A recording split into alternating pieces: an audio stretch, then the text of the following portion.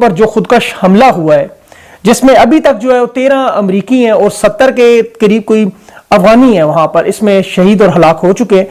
आप देखें कि जख्मियों की जो बड़ी तादाद है वो आप सोच नहीं सकते, वहां पर इतने ज्यादा हुआ है। और ये अभी जो बाइडेन ने साथ ही तकरीर भी की और उसने ये कह दिया और बड़े सख्त अल्फाज पहली दफा से हम माफ भी नहीं करेंगे और भूलेंगे भी नहीं।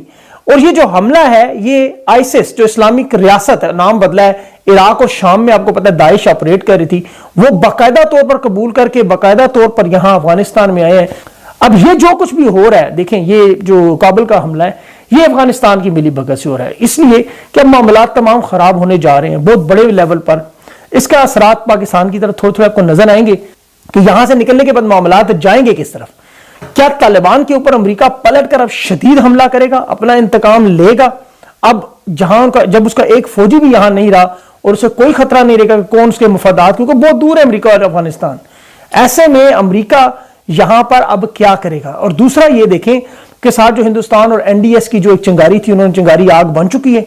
अब ये बहुत बड़ा मामला शुरू हो चुका है। एक तरफ तालिबान को आइस से लड़ना है, दाइश से लड़ना है, दूसरी तरफ उन्हें अपने मुल्क को बचाने के लिए हिंदुस्तान पाकिस्तान को नहीं छोड़ेगा, कोशिश पूरी करेगा। अफगान तालिबान जितने भी हैं, जितना भी उनका दिमाग है, जितने भी वो दलेर है, लेकिन सियासत और हुकूमत की तरफ वो इस तरह नहीं चल सकते जिस तरह अमेरिका, मगरबी ममालिक, हिंदुस्तान या इवन के पाकिस्तान के जो सियासतदान या अफगानिस्तान का इवन जो सियासतदान जिस तरह सोचता है, वो सोच अभी इनकी उस तरह नहीं डेवलप हो सकती, चाहे आप जो मर्जी करें। जो अमेरिका इस वक्त नाराज भी है पाकिस्तान से कि हमारा 85 अरब का असलहा और ये नुकसान हुआ है, अगर इमरान खान उस वक्त ये स्टांस ना लेते और अड्डे दे देते तो हम आसानी से अपना सारा असलहा अपने लोग निकाल के ले जाते, और जो काबुल एयरपोर्ट पर अब हुआ है वो ना होता।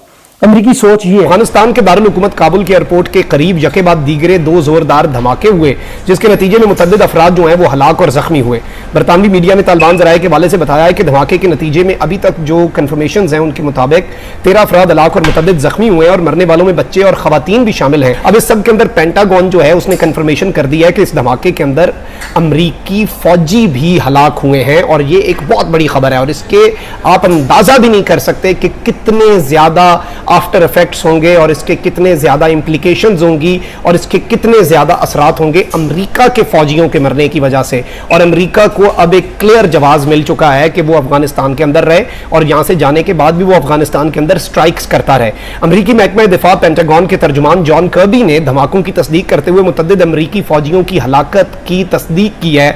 एग्जैक्ट फिगर जो है वो 4 से 5 के दरमियान इब्तदाई तौर पर सामने आ रहा है, जबकि कुछ इत्तलात ये आ रही हैं, कुछ इंडिपेंडेंट सोर्सेज जो वहां पर मौजूद है एयरपोर्ट पर, जिनसे हमारी भी बात हुई है, वो इस चीज को कंफर्म कर रहे हैं कि वहां पर इस वक्त सूरत हाल बहुत ही ज्यादा कशीदा हो चुकी है। एब्सोल्युटली दोहा डील कोलैप्स हो सकती है, क्या इम्कानात हैं? देखिए, इस वक्त तालिबान लेजिटिमेसी हासिल करना चाह रहे हैं, वो चाह रहे हैं कि डिजोर लेजिटिमेसी उनको हासिल हो। अगर इस तरह की इंस्टेबिलिटी बहुत ज्यादा बढ़ती है और मिसाल के तौर पे फॉल्स फ्लैग ऑपरेशंस भी की जाती है, क्योंकि यहां पर आप देखें कि एक तरफ दाइश और इस तरह की तंजीमें हो सकती है, हो सकता है मिसाल के तौर पर डिप्लोमेटिक मिशंस को, चाहे उनका इंफ्रास्ट्रक्चर ही सही, उसको निशाना बनाया जाए और ये कहा जाए कि तालिबान जो है वो एक सिक्योरिटी फराहम करने में भी नाकाम हो गए, उनकी लेजिटिमेसी वहां पर उस पर सवालात उठेंगे। ऐसे उसमें फिर ये होगा कि जो आपके लो इंटेंसिटी किसी किस्म की इंटरवेंशन की बात है, तो फिलहाल तो इकोनॉमिकली जो है वो तालिबान को बिल्कुल उसकी उनकी हुकूमत को बिठाए जाने की कोशिश की जा सकती है।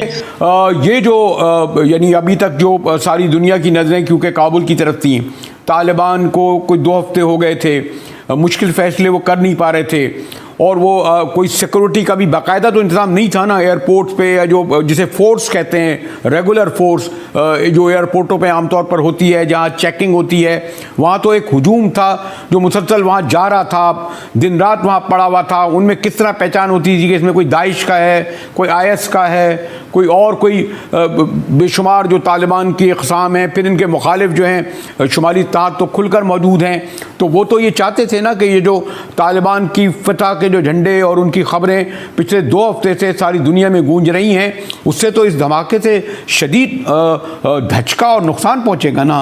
और वो जो नॉर्मल की तरफ जो काबुल जाता या उनकी नॉर्मलाइजेशन की तरफ इनकी हुकूमत जाती, उसने तो उन तमाम फोर्सेस को जो इनको सपोर्ट करना चाह रही हैं इकनॉमिकली और दीगर ज़राए से इन्हें मजबूत करना चाह रही हैं, वो भी ज़रा हिल के या दहल के नहीं रह गए होंगे। अरशद, जी, ये तो है कि मुख्तलिफ लोग वहाँ पर ऑपरेशनल हैं, एक्टिव हैं और कोई भी इरादा रख सकता है कि वो जाकर नुकसान पहुंचाए। तमाम लोग जो हैं, चाहे वो किसी फिरके से हैं, चाहे वो अकलियत में हैं, उन्हें कुछ नहीं कहा जाएगा और यकसां सबके साथ सलूक किया जाएगा।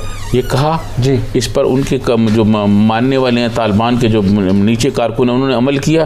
क्या आपने मुख्तलिफ झंडे लगे हुए वहाँ उतरते हुए नहीं देखे? वीडियोज़ नहीं आई वहाँ? नहीं, फिर उसके बाद उसको माफ़ी भी की गई और फिर बात इस तरह नहीं है। बात ये है कि जो आप अवाम को एतमाद दिलाएं और एतमाद उसी वक्त आएगा कि जो आप कहें उस पर फिर आप अमल दरामद कराएं कि जनाब ये हमने कह दिया और ये ऐसा ही होगा।